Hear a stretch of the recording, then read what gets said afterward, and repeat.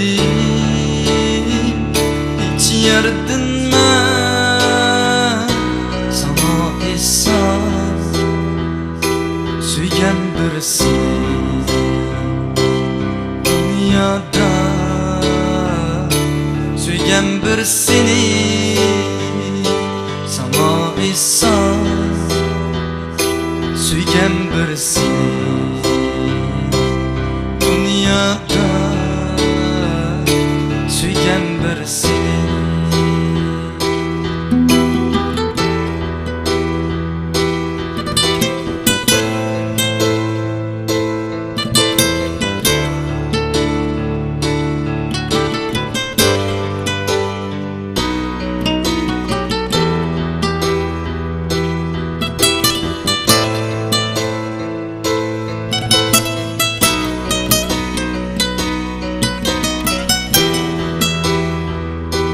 Hayatım sen de bana itlar, sözlerini unuttun mu sen? Sensiz yaşaş bana zulmet dep sözlerini itkan mu sen? Bedel kılın yüreğimde ayrılmaz kal. Suygan mı sen? İçim ketdi taşlap beni dünyada,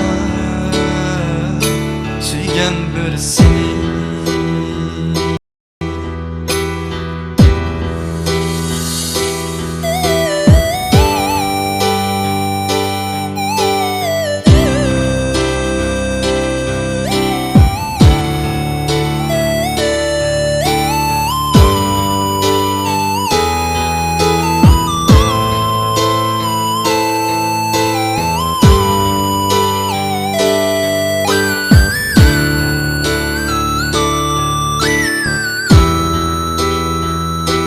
Hayatım sen de bana itlar, sözlerini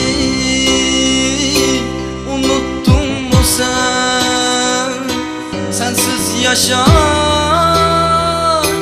bana zulmet dep sözlerini itkan mu sen? Bedel kılın yüreğimde ayrılmaz kal. Suygan mı sen? İçim ketdi taşlap beni dünyada, suygan birisini.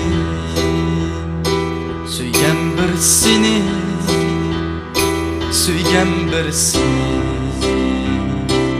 dünyada, suygan birisini. Suygan birisini, suygan birisini